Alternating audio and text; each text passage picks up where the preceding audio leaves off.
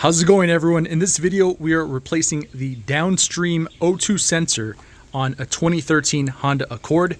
These should be identical, if not very similar steps for the 2013 to 2017 and even newer and possibly older Accords. So what I have here is a Denso O2 sensor. Just look at the packaging real quick. I'll link this down below to the best of my ability. Here is your part number, So I already replaced the upstream here. I made a separate video on this upstream. Let me show you where this is located. Only tools needed: a ratchet and this special socket for O2 sensors. Looking at the front of the vehicle here, you go under, and I'm gonna have the car jacked on ramps, and I have a wheel chock in the back tire so it doesn't roll back. Parking brake obviously engaged. So you're gonna see here is your oil pan where you could drain your oil. Right there is your O2 sensor, your Downstream.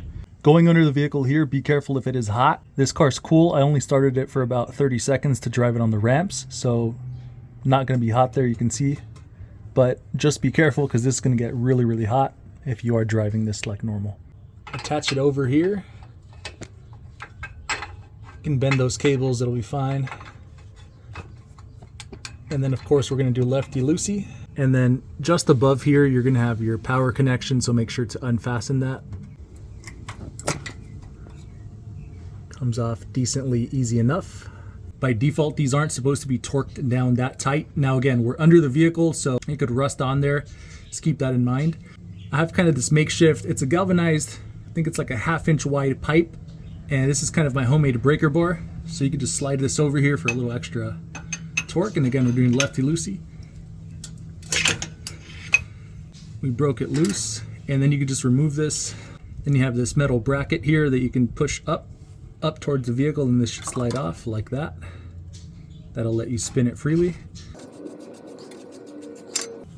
All right, this is pretty dirty. You can see there, this is pretty nasty. So let me slide this out. Having a closer look at that, see how kind of caked up it is. Nothing terrible, but we're almost 170,000 miles here on this 2013 Accord. And the reason I'm replacing this Downstream, I was getting a code on bank 1, which should be the top. I'll insert that code here. And I go, might as well replace the bottom one as well. Want to make sure the car is passing emissions, everything like that. Replace both of them if you can. And then let's just open this up. Nothing in the box. What's interesting with this Downstream O2 sensor, it comes with anti-seize. The upstream O2 sensor in my other video already has this anti-seize kind of built into the threads here. So just interesting to note, you're just gonna apply a little, spread it around, and anti-seize is so that it doesn't rust on there so you can take it off in the future. That's what this is for. It may make sense because this is under the vehicle. It's gonna get a lot dirtier than the top of the car. And then just so y'all can see how this special socket works, it slides over like this. It allows you to catch the thread there, and that's how you can turn it. I'm gonna go ahead and apply some of this anti-seize before I get under the car, just so I have more space to work with before I go under there. You don't need too much, that's already plenty there. Just spread it around with your finger, and this is copper anti-seize. You could use nickel anti-seize if you have it as well. Nickel has a higher temperature point, but these are both perfectly adequate. You can see here, I don't have too much on there. I don't really need that much.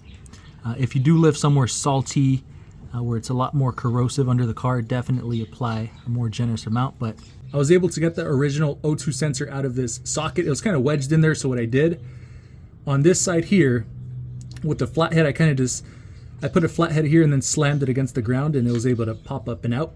So if you have that issue, you can put a flathead here and then just slam it out. Here we're comparing the old versus the new. You're gonna see much, much cleaner. There is a different design here. So this has a different venting. Here's the other style. We're gonna run it in here. Gonna thread it by hand. Tighten it a little bit. And then I'm gonna run it on the top here and fasten the power in.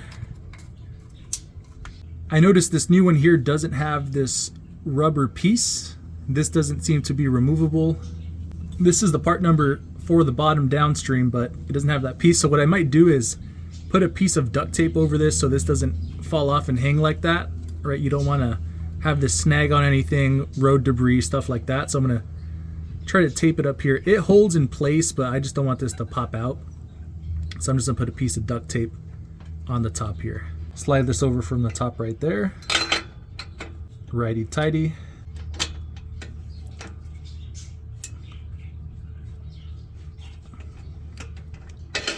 Slides right off.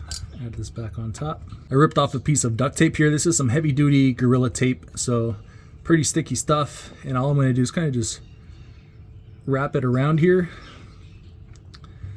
just so this, again, just so this cable holds on and it doesn't come off during any inclement weather, things like that. Again, we don't want to have a reason for anything to snag, and if this is hanging down, more likely something can catch on here. So nice and out of the way. This is tightened. Super, super simple. This should take you maybe 3 minutes at most. Preventative maintenance here as well. I already replaced the top. I'm going to link this down below. Please like, subscribe. It helps small channels like this continue to grow. Always feel free to comment down below. With that said, have a great day. Have a great evening. Striker out.